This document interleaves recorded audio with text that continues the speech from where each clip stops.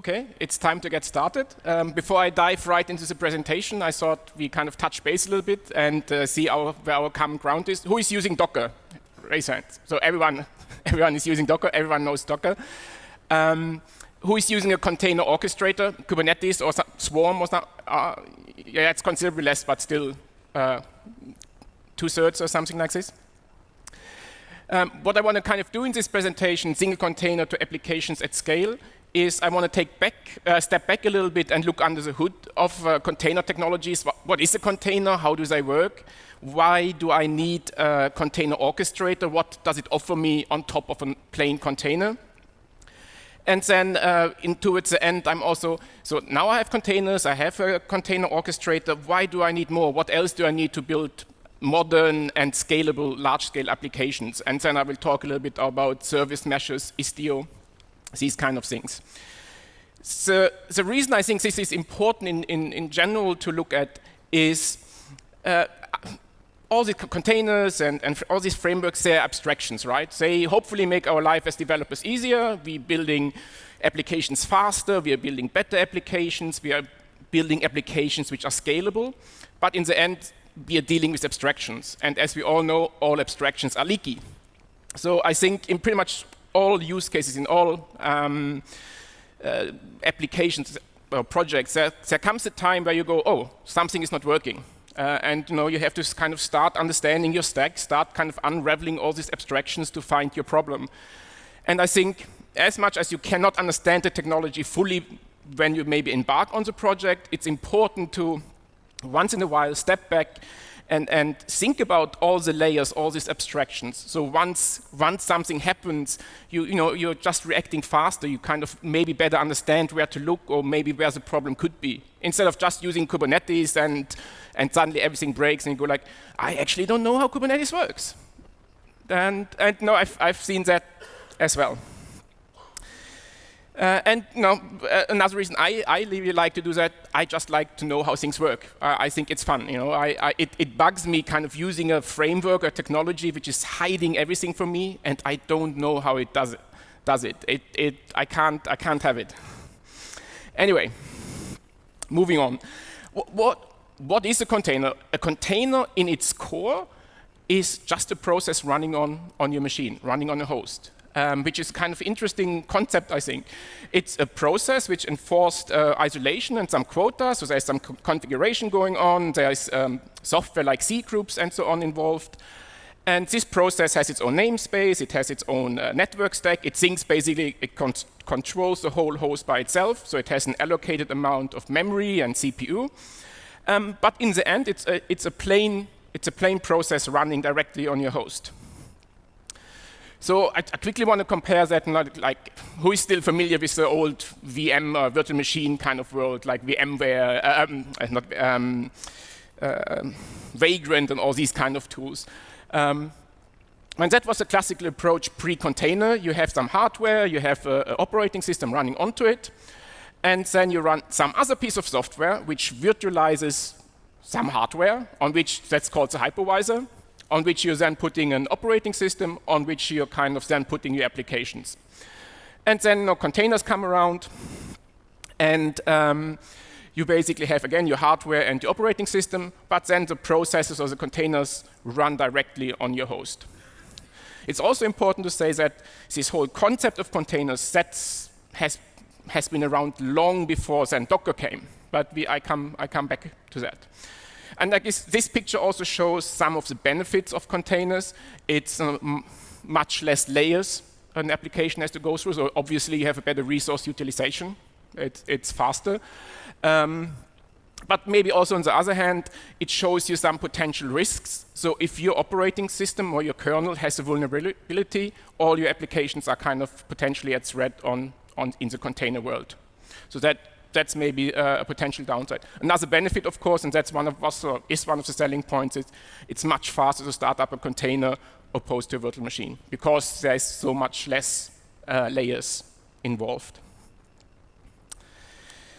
Okay, so I have a little friend here with me, stands here next to me. It's a 3-node Raspberry Pi cluster, and I'm hoping it's maybe at the moment the most powerful on-prem cluster at Øredev. Maybe not so hard. And I use it to kind of run some of the demos, hopefully. And it stands here. So let me see if I can log on to this.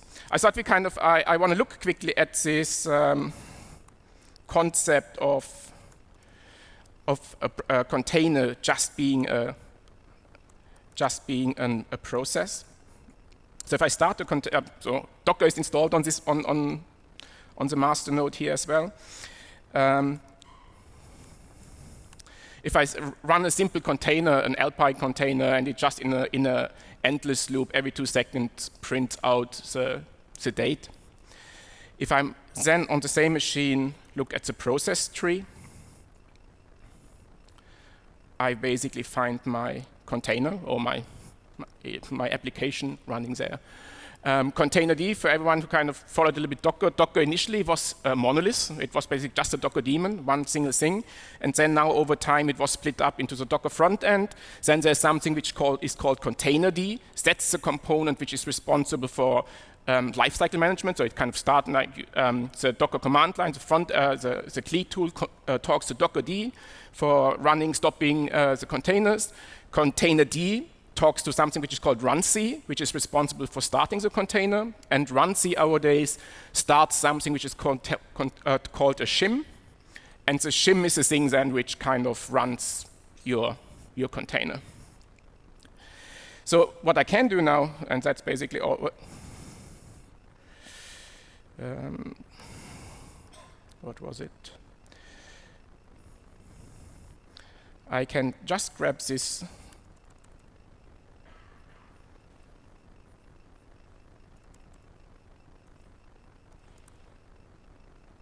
Great. So for some reason, there's a lag here. So that hopefully works now. OK. So all I want to show is there's just a process running on my host. And if I have the permissions to do so, I can kill the process and my container is gone. So just a container is nothing else than a process running on your host.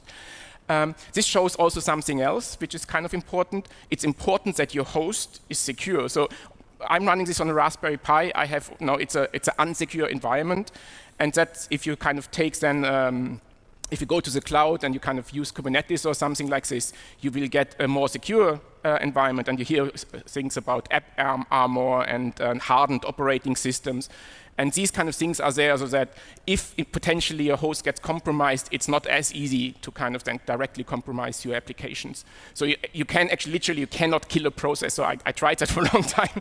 I cannot go to a Google Cloud node running Kubernetes and try to. I see the process, but I can't kill it because there's additional software at play. OK. So I just used Docker and kind of just quickly want to talk about Docker a little bit more. For me, Docker was a thing which sparked the whole container movement. Containers were around before. Big companies like Google and who not had their own kind of wrapper around C groups and kind of were using container technology already. But what Docker really did, and they did it extremely well, is they took all this kind of complexity of configuring this process of C groups. They took it all away. That's handled by Docker. They have a management API from containers. That means Docker run, Docker stop, Docker remove, all these kind of things. They came up with this layered file system, which is just so nice. It's like a container is immutable. I can start it over and over and over again. It's always the same. You can reuse layers. It kind of, for me at least, when I kind of started with Docker, this whole concept of Docker push-pull and these layers, it resonates well with you because that's how you work with Git. It's kind of, yeah, I get it. Git push-pull, Docker push-pull. And of course, they gave you this API, the Docker file, to kind of build your applications. OK, so I was kind of quite early then with using Docker, but I was using Docker purely on my development machines. I would run databases. I was working for Hibernate, so I would run different databases in different versions. Super easy. There was not much to think about. And then kind of the whole container movement rolled on, and people started to talk about, we should containerize our whole application, and we should kind of take this containerized application, and we should put it, run it somewhere in the cluster, or in the cloud, whatnot. And then you kind of realize if you kind of take that step, there's a very steep learning curve to all the additional things you have to think about if you want to go from single container, from local development or whatever, to a really powerful or usable containerized application in production. And there's different kind of also, it touches several aspects of development. First of all, you maybe have to change your whole workflow. Your developers might be just used to building jar files or WAR files or maybe just a binary, and then they kind of upload it to the repository, done. Now you have additional steps. You first have to build your jar file. Maybe it has to go first to a Maven repository. Then you have to have a Docker build, which kind of takes this jar and puts it into Docker files, into a container, and that has to be kind of uploaded to a container registry, and so on. So your whole workflow potentially has to change. And it's also a whole industry built up around this is kind of how do we hide this kind of complexity? What kind of abstraction can we offer there? And for good and bad, I mean, certain tools are very restrictive where the idea is the developer should not know that it's a containerized applications, which I personally I don't necessarily want to know all the time, but when time comes, I want to see all these other artifacts which are created. I don't want this to kind of just be magically appearing, because if something happens or if there's a problem, you need to be able to, again, unravel all these abstractions. You have to think about security. You have to think about a couple of other things where now container orchestrators become relevant. So if you have your application and you kind of containerize it, usually we'll have more than one container, like 3, 4, 5, whatever. Maybe in the classical model, you have a backend, a database, and a front end. So how do these components, how does this container kind of talk to each other? How do they discover each other? And how can I then roll out an update to one of these containers? Do I have to roll out an update to all of them at once, or can I do that one at a time? And these kind of things, that's what a container orchestrator can solve for you. Docker alone cannot solve that for you. That's where then this whole thing around orchestrator comes about. Okay, and that's the gold standard of container orchestrators nowadays. There's just, it won the race. There are others. Anyone who used anything else than Kubernetes, like Docker Swarm? Oh, just a handful. Nomad, HashiCorp? No one? Okay, it has a little bit different use case, but what's about Mesos, DCOS? Also no one, yeah. As I said, like, Kubernetes is the gold standard. It won the race. That's container orchestrator of choice, created by Google, which came out of some internal tools I had called Borg. First release was 2015. And then at the same time, the Cloud Native Computing Foundation was founded, where Kubernetes is kind of part of, and then things like over time Prometheus and all these kind of other tools which you need for these cloud native scalable applications. They are kind of piece by piece or project by project are getting added there. Okay, so I make right now my living writing software for Kubernetes and on Kubernetes, and I love it. But then I talk to a lot of colleagues, and this is what my feeling I sometimes get. So this is a picture of the Klondike gold rush in end of the 19th century. So I talk to people and say, yeah, we have to take our applications and kind of containerize it and also use Kubernetes. And I go like, why? And so if there's maybe one takeaway or one recommendation I have in this talk is, if you don't know why you want to use a container orchestrator, you don't need one. So it's not coming for free. So just because others use it does not mean if you're a small little shop who has a little web application that you suddenly have to containerize it and put it on Kubernetes. You have to know, you have to see the benefits of it and also kind of think about the cost it takes to do that. And I know, as you know, most of these people did not strike gold then in the end. The second advice, maybe, so if you really say, okay, I need a container orchestrator, I want to containerize my application, or want to build a containerized application, don't run Kubernetes yourself. If you start off, go to one of the big cloud providers, go to Amazon, go to Azure, go to Google Cloud, get the platform hosted. Running Kubernetes on-prem is not an easy task to do. Not saying that then eventually, as you're building up the knowledge of the technology, that you maybe want or have to do that, but initially, get it off your plate. Let someone else handle that, and just basically use Kubernetes as a platform. And that's another benefit of Kubernetes. All of the big cloud providers support Kubernetes nowadays natively. It's basically click and point, and you get your Kubernetes cluster.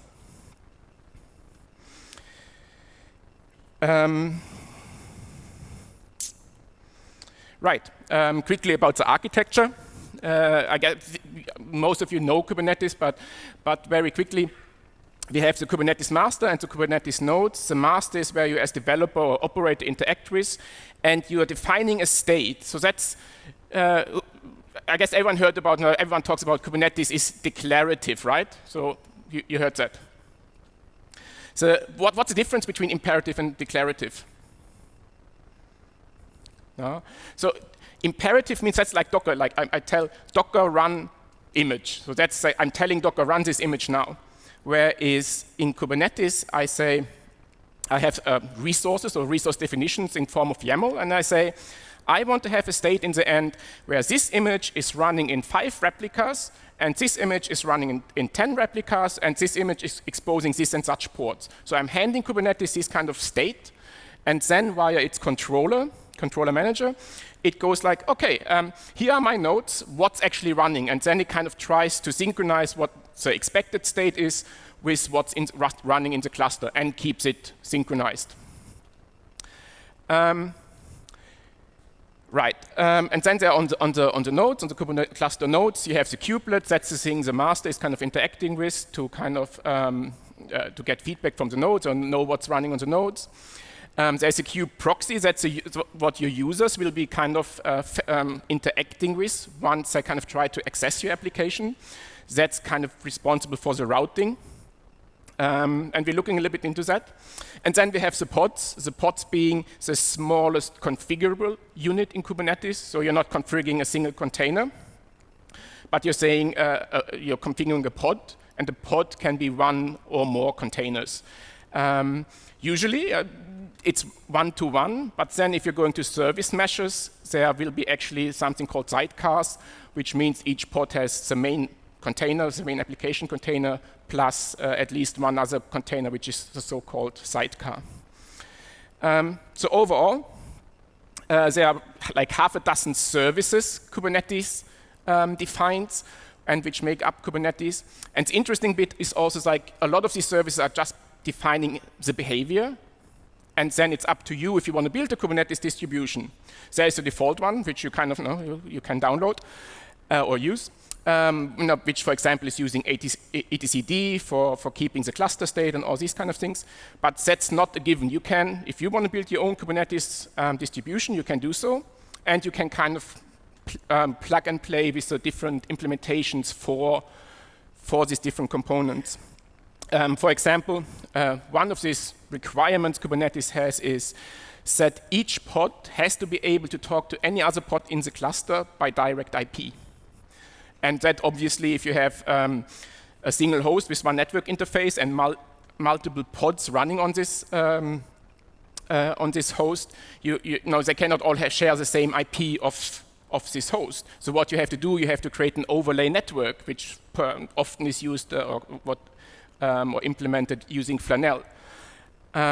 So all these kind of components. So I want to introduce you now to one distribution, a certified Kubernetes distribution called CaseReyes from Rancher. And I do that partly because it's extremely easy to install on the Raspberry Pi. And so I hope this works now.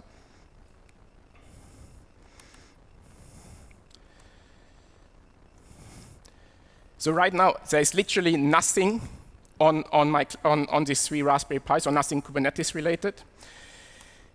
And if all goes well, within 1 or 2 minutes, there should be a running Kubernetes cluster. There's a tool which comes with CaseReyes called CatchUp, And the nice thing is, like, you can use CaseReyes on a Raspberry Pi, but also if you have virtual machines on Amazon or something, all you need is, like SSH access to it, and it kind of provisions Kubernetes onto it. So we are quickly going back here. So another thing which is kind of a little bit interesting about this is that they chose to kind of to keep it small. It's like a 40 megabyte binary, CaseReyes. It takes up 512 megabyte in memory, so it's extremely compact.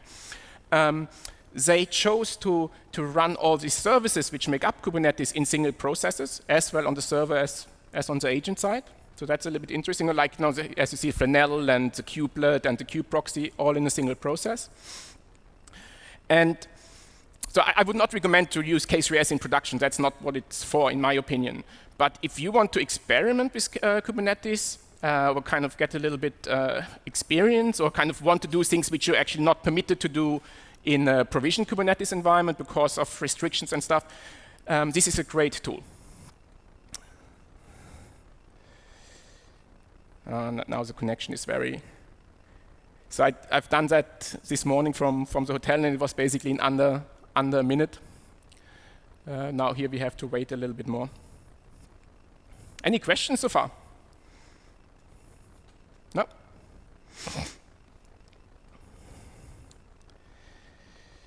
Okay, what we can do in the meantime, I'm going to use a little demo application, a very simple one. It's two containers. One is a HTTP front end, which takes HTTP requests and extracts numbers out of the URL you're passing to it. And then it passes off these two numbers to an adder service, which is called by gRPC. This adds the two numbers together and returns everything.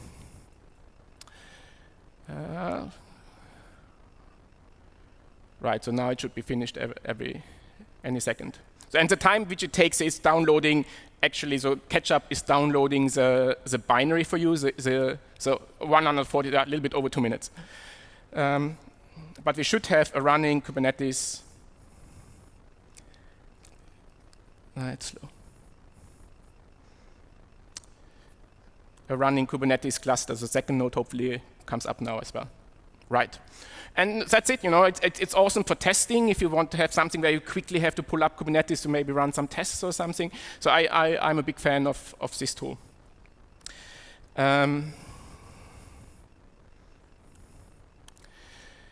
Let's deploy this application. As I said, there are two parts to it. And we can quickly look at the code as well, because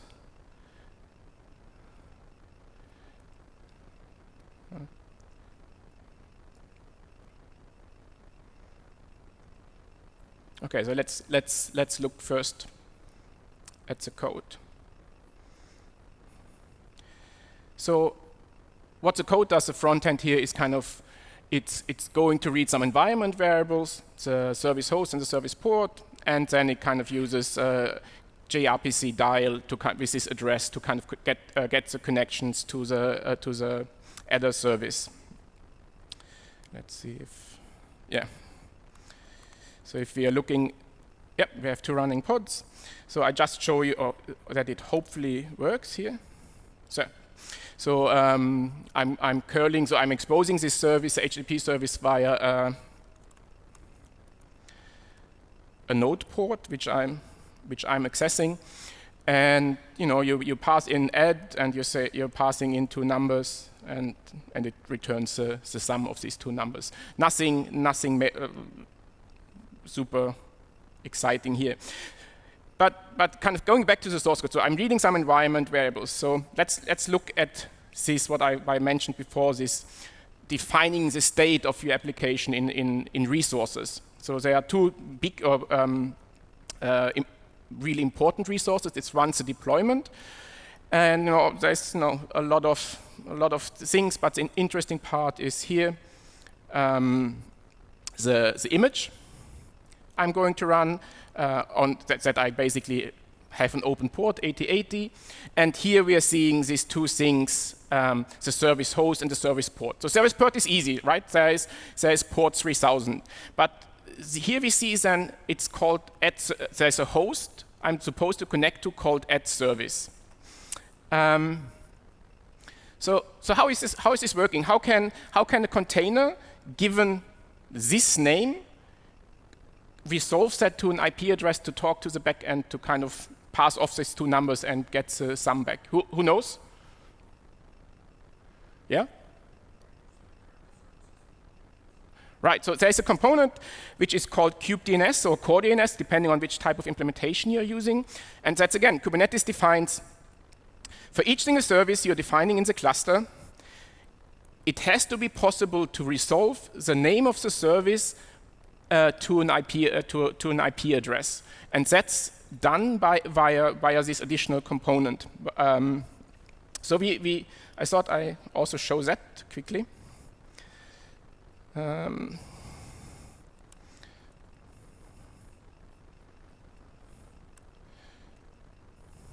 So now I'm doing something imperatively. I say you can do that in Kubernetes as well. It's not what you should do. But if you want to kind of just run a once-off container, you can use kubectl run. But that's not really what Kubernetes is supposed or what you're supposed to do. Right, so I have a container here. If I now do an ns lookup on at service, I think it is, it gives me the address of 10.43.115.11. And hopefully that's the IP or the service IP of the backend at service here. And now, kind of going a little bit further, like how does that now work? So who knows how kind of DNS is configured on a Linux machine? Where do I have to look? Right, you go to etc resolve conf, and here you see that there's a name server configured 10.43.0.10, and that's a name server which kind of resolves these service IPs. So now maybe the next question is, how can it be that this IP address resolves? Because as we so the IPs of these three pies is 192, 168, something, right? There are three network interfaces on these three pies. But now I have already multiple ports. I have this virtual network with this 1043 network range. How does that work? Anyone?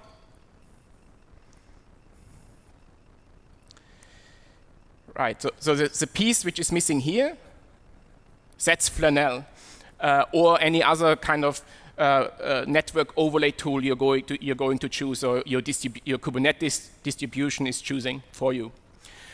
And so very quickly, if container 1 with this IP 196.1.2 wants to talk to another container 196.2.3, which is on a different host, what it does, it kind of creates this package with the destination address. It kind of sends it down the Docker interface, because it's assuming it's a Docker container. Then there's another interface, the Flanell interface, which is getting added by running Flanell. And Flanell is kind of looking at this IP, and it's actually a daemon. So Flanell itself has to have a cluster state of all the pods or IPs used in the cluster, and it goes like, 2.3 sets on this other node. So it will repackage this network package, sends it out via UDP, via the actual network interface. It goes over the wire, it comes up the other node, it goes again to the Flanell daemon, it unpacks it, and kind of sends it up the stack again. As you can see, that is quite a lot of complicated. And in fact, there is maybe a potential source of trouble, like services not responding is a common problem, or I've seen that problem quite often using Kubernetes. And one of the reasons, or one of the things which are responsible potentially for that are these overlay networks. Or if you're now looking at this here, so who knows how all this routing usually works in Linux? What tool or what do you have to look at for that? So that's IPtables. So and here we're seeing all the IP table rules which are kind of created on my cluster node just for running a couple of pods at the moment. As you can see, this gets super complicated. And to be honest, it always surprises me that things work so well as they do. And again, if you, for example, have your own machines and provision Kubernetes on your own machines, and for some reason you're kind of having some firewall-y thing or some sort of other existing IP table rules, that might quite quickly interfere with Kubernetes, which heavily relies on that. So you see, like that's it's really a lot of rules here. Anyways.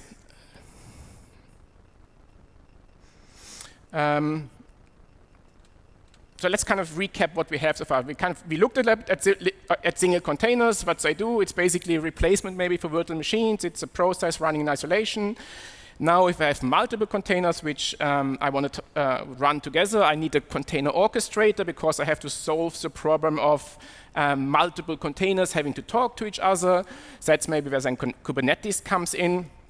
And all this additional software, core DNS, to kind of be able to, that services can discover each other. We have Flanell, which creates an overlay network. So everything is OK now, right? I can build my containerized applications. Well, as it turns out, that's not quite the case. So now a lot of the infrastructure is in place, but to then kind of go the next step, and now I want to talk the remaining time a little bit about service meshes and Istio. What the next step you have to do, and that's also something which is not necessarily coming for free, is once you kind of start to fan out your application in so many containers and their services and things are calling each other, there is one thing which is becoming extremely important. That's observability. You have to be able to observe your applications. And there are like 3 pillars of observability. There are logs, there is monitoring, and there are traces. So these 3 things you have to think about. If you don't do that, you won't have an application which really scales. You maybe get your small little application, database, back-end, front-end running, but if you're talking 20 services, hundreds, thousands, you won't get happy if you don't, from the beginning, think about observability. So I myself worked at a project where we decided, let's do microservices, and we kind of went ahead, we kind of defined some services, and like, go off, do your thing. So people wrote like some services here, and then we kind of started putting things together, and then we go, oh, so where are the logs? And like, are they aggregated because we are using the cloud? So that was easy, like they're already aggregated in Stackdriver. We were using the Google Cloud. But all the logs were different. We did not take the effort to kind of synchronize a little bit how we want to do logging in terms of structured logging. We were using Go, like Logrus, where you have structured logging so that you can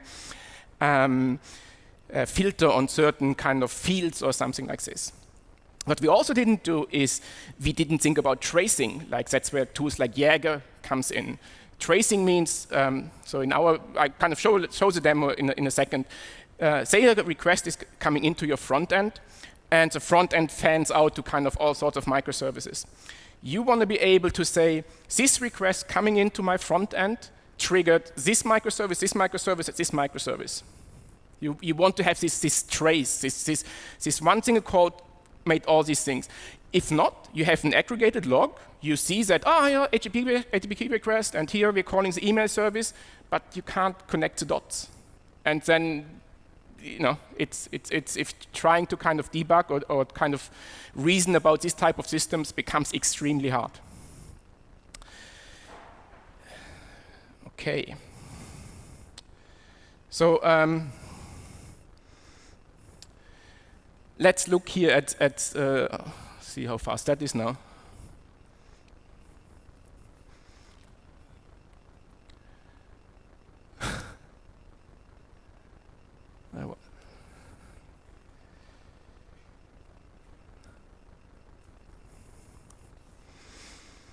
Okay, now.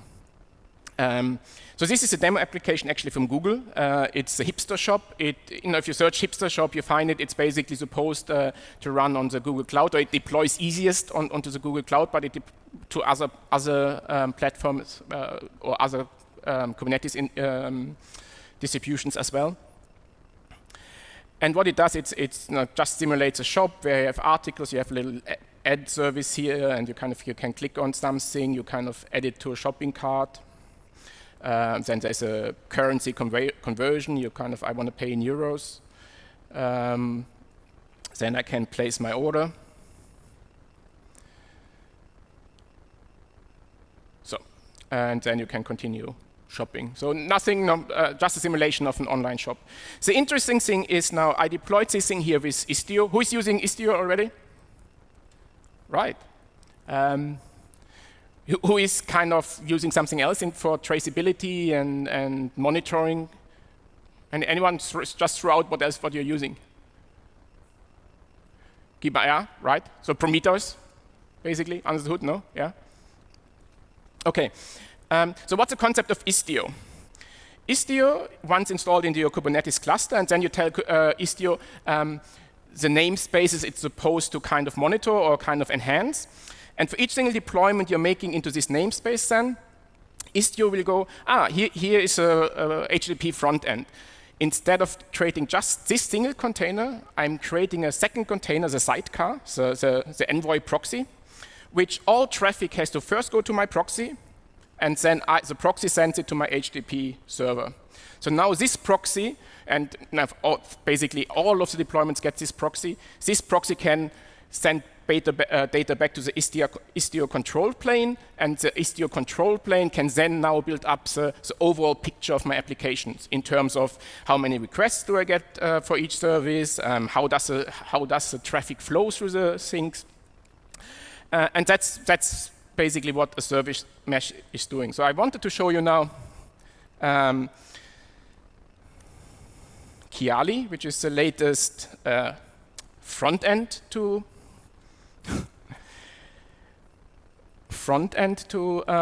Istio. So here's my hipster shop. It has 12 services or applications. So we can go in here, and then you kind of, for example, if you're taking the checkout service, you're saying, oh, it's healthy. We are getting a lot of metrics. We are seeing how many requests are coming in per second, and how long the requests take to be served, and how much data goes over the wire, all these kind of things. I should mention quickly that it's actually quite nice. So this demo application, the hipster shop, comes with a load generator, which also automatically gets started. So once you deploy the application, this load generator will simulate traffic to the site, so that you can actually, when you then use Kiali or any of these other tools, then you actually see some actual traffic, and you can kind of play with this. Another thing, which is, I think, and that's really for me where traceability comes in. I can simulate, or Istio can plot me a graph of my service mesh, right? So there's a load generator here to the left. It kind of says traffic is flowing in. It goes to the front end. The front end calls the add service. It also calls the checkout service if someone kind of puts something to the cart and wants to pay for it, and so on. And you kind of see at the moment everything is onkidori. So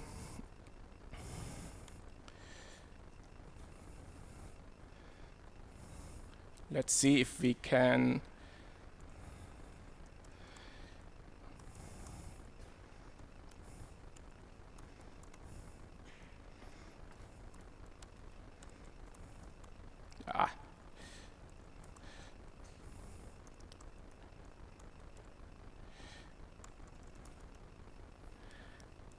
So I'm not on my Raspberry Pi now anymore. The hipster demo I'm running actually on Google Cloud.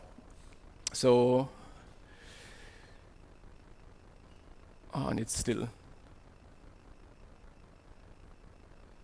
very slow.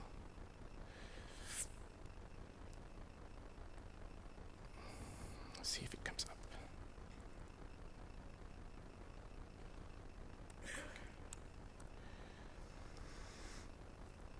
There's another tool I can recommend. It's called K9s, which is a libcursors-based tool to control Kubernetes. But it seems my connection is really dodgy at the moment. I continue kind of, we keep a little bit an eye maybe on this. So idea, what I basically wanted to show you is like, if I take down now a service, within a few seconds you will see that parts of, so like I usually take down the checkout service. If I take out the checkout service, everything from the checkout service onwards gets gray, it's gone. And then the front end will turn red because the front end will return errors for everyone trying to check out. Nah. I don't know why the network is not really working for me right now. Right, so, and that's the kind of thing what I mean with traceability. And this is not something, yes, you can install Istio after you have your containerized your applications, but you really have to think about this kind up front, because afterwards it gets a lot harder. Also, if you want to build in traces, so you can enable additional software which kind of also give you then the traces in your Go code, for example, which kind of methods in Go are called. These kind of things are not coming for free anymore. For these things, you have to kind of include certain runtime libraries into your Java code, into your Go code, and whatnot. All these things take effort if you kind of didn't think or didn't plan for it beforehand. So that's another big recommendation. I'm not saying you should use Istio. I'm not saying you need a full-blown service mesh for your containerized application at scale. So maybe you get along with just Prometheus and Kibana. Maybe like no, that's probably no. Like here we have Stackdriver, which is the aggregated logging view for Google Cloud. That probably is not going to alone is probably not going to cut it. But you can take subsets of these things. But think about these things before or while you're doing the development and kind of align on some things like, okay, this is how we want to do it. We're using these kind of technology. We're using Istio. We are kind of using this runtime libraries to enhance our binaries to kind of get additional metrics. Because without these type of metrics, you won't. Here we go. Maybe have a few seconds.